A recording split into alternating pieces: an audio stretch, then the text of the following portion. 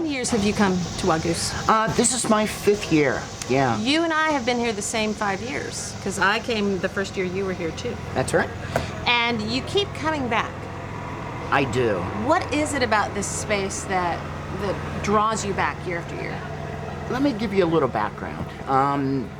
In 2014, I came out and socially transitioned, and it was a very, very difficult time for me. The church didn't allow me to fully express myself. I lost my position at a church that I was at just because I was transgender. I am transgender. Sure. And so I was really struggling, and then someone invited me to sit on a panel.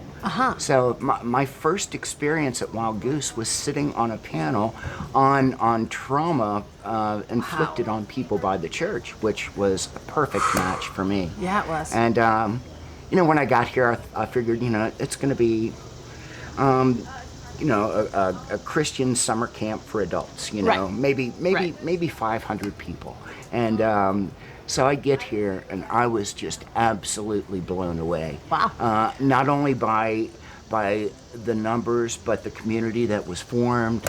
And I especially took note and noticed it because whenever I walk out the house in Little Rock or anywhere really out in the culture, I fear for my safety. Yeah. And it's really, really difficult.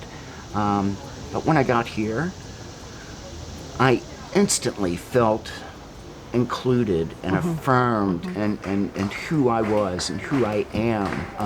I'd be walking down the dirt road, and there would be, I wouldn't see the things that I would see back in Little Rock, people with a side glance and whispering to their friend as they walk by and staring and things like that. Here, I felt at home.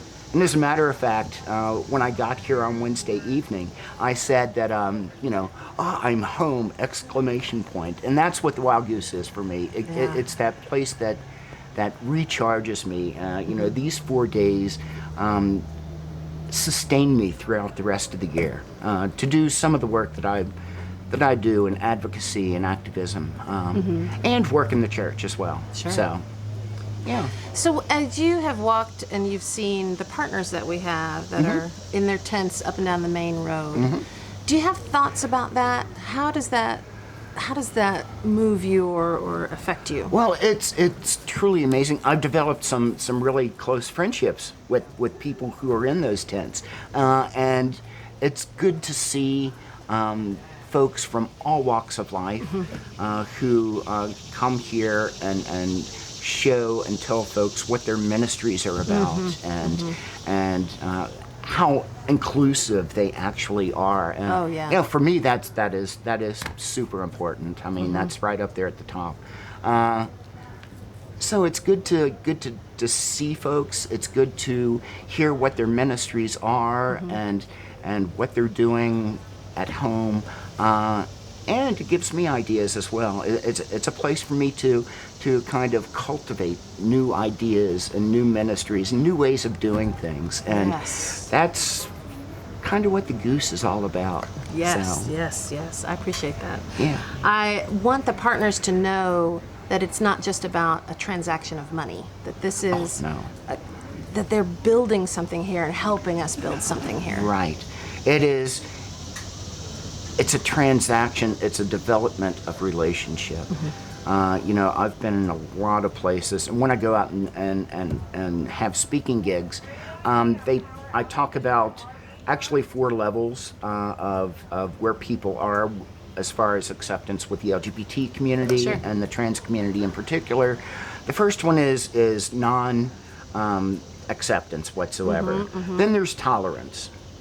And after tolerance, then we get to acceptance, and the final top of the cream of the crop is affirmation. Yeah. Folks who affirm, and that's what the Wild Goose is for me. That's what I see in the partners. That's what I feel whenever I walk down the street. And that's beautiful. And it's an amazing place because you could be walking down the street and pick up a conversation with somebody.